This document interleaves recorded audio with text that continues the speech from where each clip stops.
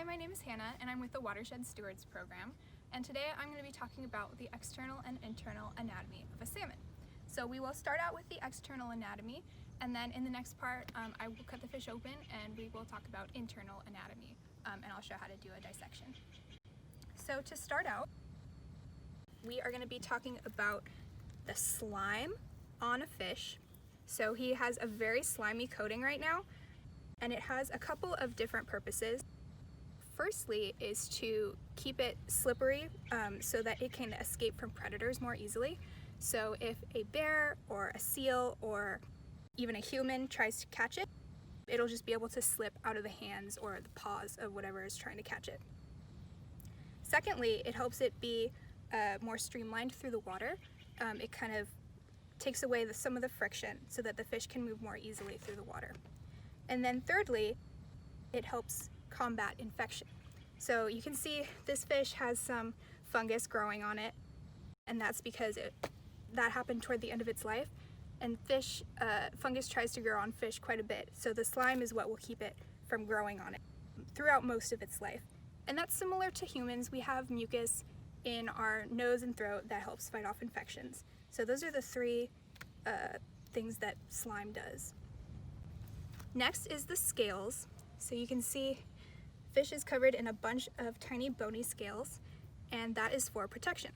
They're pretty hard, and they also are useful for fish biologists to be able to tell the life history of a specific fish. So they're similar to tree rings in that if you take a scale and look at it under a microscope, you'll see a bunch of different rings, and salmon biologists can use that to determine the age of the fish, if it's a hatchery fish or a wild fish, and how long it's spent in saltwater. Alright, next we're going to talk about fins. This guy has 2 pectoral fins and 2 pelvic fins, and these are both used for direction and stability. Also has 1 anal fin, which is used to help keep the fish upright in the water. It's got this fin on the top of it, called the dorsal fin, and that helps steer the fish and also aids in stability. And then there's the caudal fin, which is the tail, and this is going to be what propels the fish forward in the water. So the fish tail is going to move like this, and it pushes the fish forward. And then finally, we have the adipose fin. And the adipose fin is interesting because it's a vestigial fin, which means that it doesn't have any known purpose for the fish right now. It may have had a purpose somewhere way down the line back in evolutionary history, but it doesn't anymore. So what hatchery managers do now is they will clip the fin, the adipose fin of a hatchery fish, so that if someone catches it, they'll be able to tell whether it's a hatchery fish or a wild fish. Next, if you can get a little closer, we have the lateral line, which runs right here. It's this sort of dark row of scales. And that is a really interesting sensory organ that fish have. And it kind of helps, it's kind of a combination of sight and sound and touch, in that it helps sense vibrations and changes in water pressure so that fish can tell if there is a predator nearby or prey or something, or if the water is really dark, they can use the lateral lines to be able to tell where to go even if they can't see. So speaking of senses, we're going to move on to the head and the eye. We have the fish's eye right here. It's actually pretty big compared to the rest of the size of the fish, and that is because salmon are visual predators, so eyesight is important to them. They use their eyes to hunt.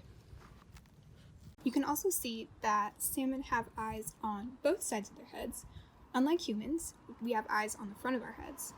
This gives salmon monocular vision, which means that they see out of each eye separately to make 2 different images, versus humans, which have binocular vision, which means that we see out of both eyes, making 1 continuous image.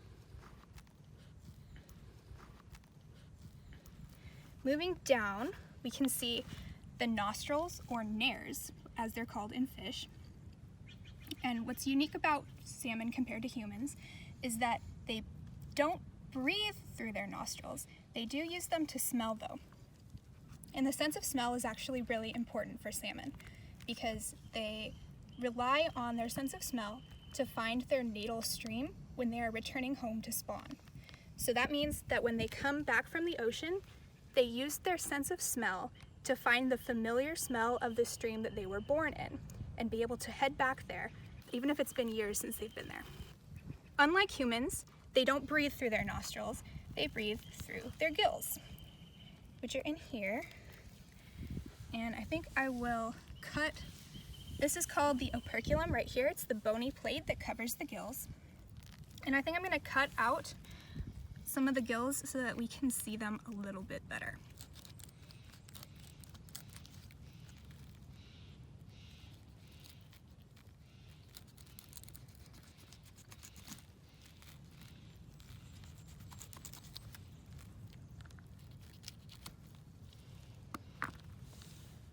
All right, so here is one of the gills.